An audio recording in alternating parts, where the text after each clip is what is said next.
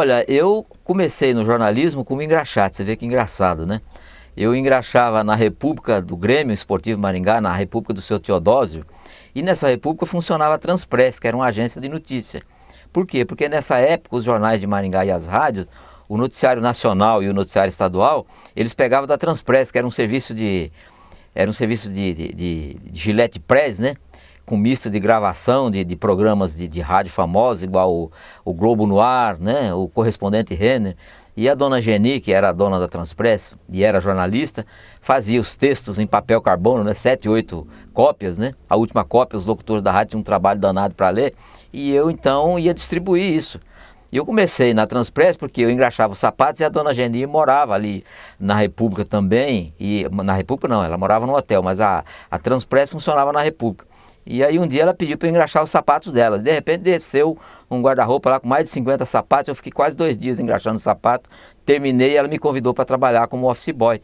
E a partir daí eu comecei a tomar contato com as redações da Folha do Norte, na época, que só tinha 2 jornais, e do O Jornal de Maringá, né? Tinha a Tribuna também, a Tribuna de Maringá, mas não tinha a periodicidade que tinha os 2 jornais principais.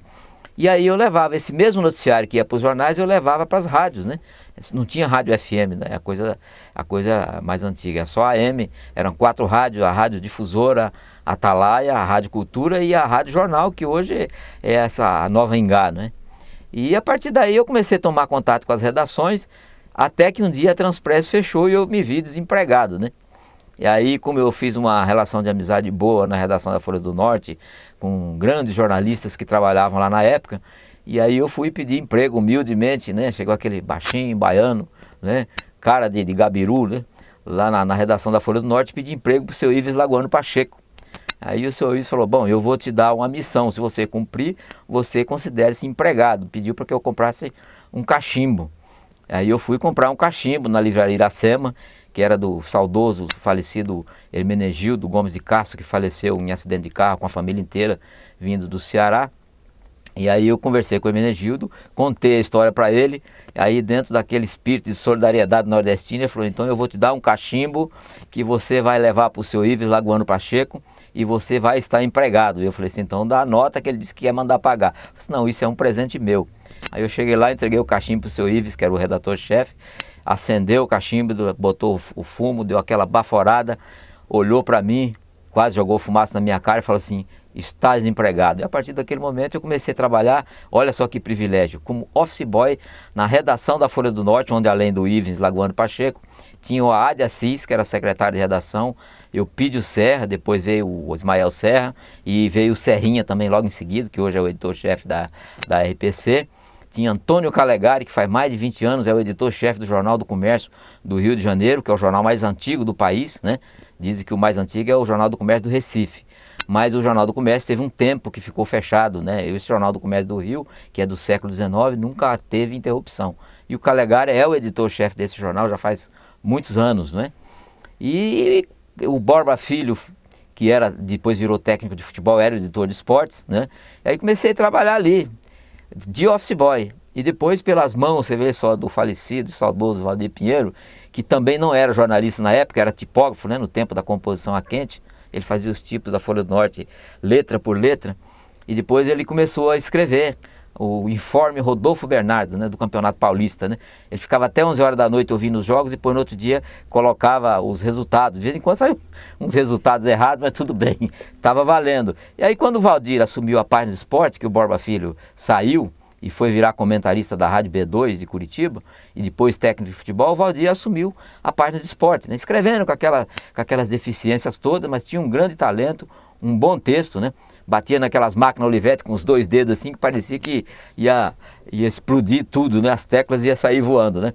Mas era um grande sujeito o Valdir Pinheiro. E quando o Valdir Pinheiro assumiu, então, ele me passou a tarefa de fazer aquele informe Rodolfo Bernardi, né? E eu ficava até de madrugada ali ouvindo os jogos pelo rádio, né? Ouvindo Fiore Giliotti, Pedro Luiz, né? Esses grandes locutores que deixaram saudade. E no dia seguinte eu colocava. Depois disso eu fui fazer uma coluna chamada Guichê de Informações, né?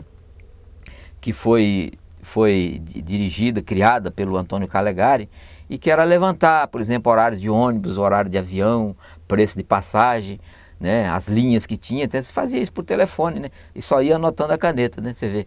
Daí eu, uma curiosidade natural, vivendo no meio de tantas férias, nas horas vagas, que eram muitas horas vagas, né, de vez em quando me chamavam, ó, vai ali no banco, depositar o dinheiro para não sei quem, vai pagar a luz, ou eu falava, vai comprar um cigarro para mim. Eu ficava fazendo isso. E nas horas vagas eu ficava batucando na máquina, escrevia textos, né. E aí comecei a criar coragem, comecei a mostrar os textos para alguns redatores. Alguns acharam que eu teria um futuro razoável como jornalista. O Assis olhou meio torto assim, mas depois começou a gostar e falou, olha, acho que você leva jeito, né? E estou aí até hoje, não como um grande jornalista, mas pelo menos como um jornalista razoável, né? Né? No início eu achava que, bom, eu vou ser um jornalista de razoável para medíocre. Saí dessa fase de medíocre, pelo menos virei um jornalista razoável, né? E hoje, quer dizer, não sei se felizmente ou infelizmente, eu até me considero bom, porque nós estamos vivendo uma época de jornalistas apenas razoáveis. Os grandes monstros sagrados do jornalismo brasileiro e maringaense já não fazem mais parte dessa geração, muitos até já se foram. Mas eu confesso que eu tive bons professores, tive professores como a de Assis, como o próprio Valdir, né, o Borba no esporte, que eu comecei também fazendo esporte, e o seu Rubens Ávila, que faleceu já, que foi o grande professor da maioria dos jornalistas que estão ainda em atividade. Trabalhei muitos anos com o seu Rubens na Folha de Londrina, depois na TV Cultura, né. Ele quis me levar para o Diário, mas depois ele falou, não, fica na Folha de Londrina que eu não sei se o Diário vai dar certo, e se eu ficar desempregado, pelo menos você fica empregado.